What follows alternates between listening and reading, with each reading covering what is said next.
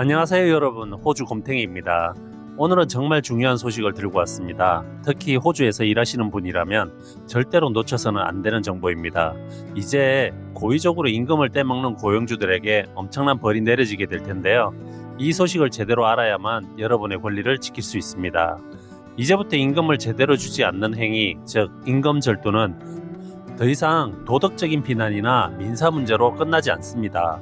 2025년 1월 1일부터 시행되는 새로운 법에 따르면요, 임금 절도는 형사처벌 대상이 됩니다.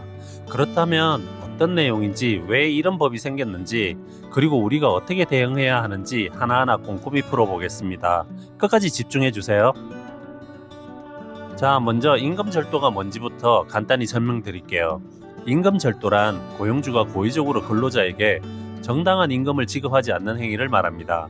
예를 들어 근로시간에 비해 적은 돈을 주거나 초과 수당을 떼먹거나 아예 임금을 지급하지 않는 경우도 해당됩니다.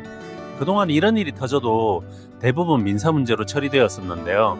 이제는 상황이 달라졌습니다. 2025년 1월 1일부터 시행되는 법에 따르면 임금 절도는 형사처벌 범죄로 간주됩니다. 과연 그렇다면 처벌 수위가 어느 정도 되냐? 그냥 벌금 얼마 내고 끝내는 거 아니야 하고 생각하실 수 있습니다.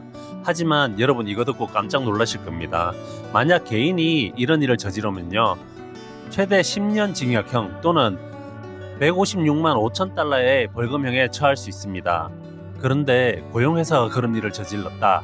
그러면 회사는 782만 5천 달러의 벌금을 물어야 합니다. 어마어마하지 않나요? 이제는 임금을 떼먹는 순간 인생이 완전히 무너질 수도 있는 시대가 온 겁니다. 자, 그렇다면 왜 갑자기 이렇게 강력한 법이 생긴 걸까요? 여기에는 꽤나 충격적인 사건들이 배경으로 자리 잡고 있습니다. 먼저 2015년에 있었던 세븐일레븐 사건이 있습니다. 호주 전역을 떠들썩하게 만든 이 사건은 유학생 비자를 가진 근로자들에게 터무니없이 낮은 시급을 지급했던 사례입니다. 당시 세븐일레븐은 법정 시급보다 훨씬 낮은 시급 13불만 지급했습니다.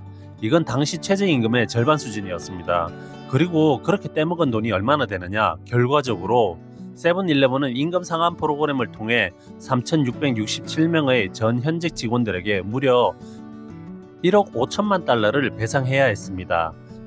즉, 그 많은 직원들로부터 무려 1억 5천만 달러를 떼먹었던 것입니다. 이 사건을 이후로 호주는 임금 절도에 대해 더 강력한 대책을 세우기 시작했습니다. 그리고 마침내 드디어 형사처벌까지 포함한 법이 시행되는 겁니다. 그리고 세븐일레븐 사건 이후에도 임금 절도 문제는 끊이지 않았었습니다.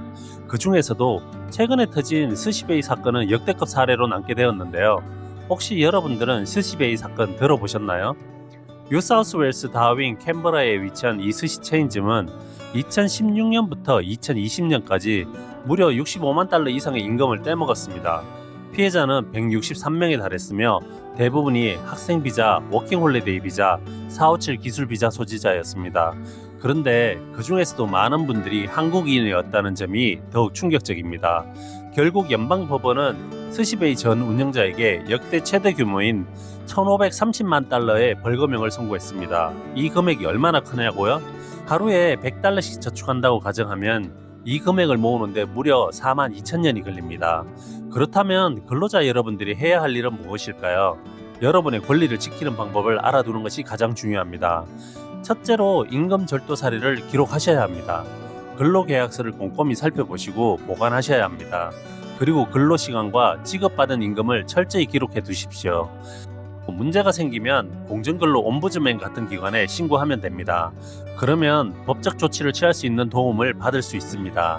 오늘 호주에서 새롭게 시행되는 임금 절도 관련 법과 그 배경, 그리고 우리가 어떻게 대응해야 할지에 대해 이야기해봤습니다.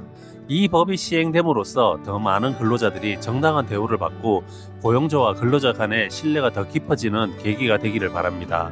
그럼 오늘도 여러분의 권리를 지키는 하루가 되시길 바라며 다음 영상에서 다시 뵙겠습니다. 아참, 이런 정보 그냥 지나치면 안 되겠죠. 구독, 좋아요, 알림 설정 잊지 말아주세요.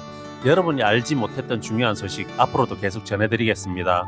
그리고 댓글로 여러분의 생각과 경험을 나눠주시면 정말 감사하겠습니다.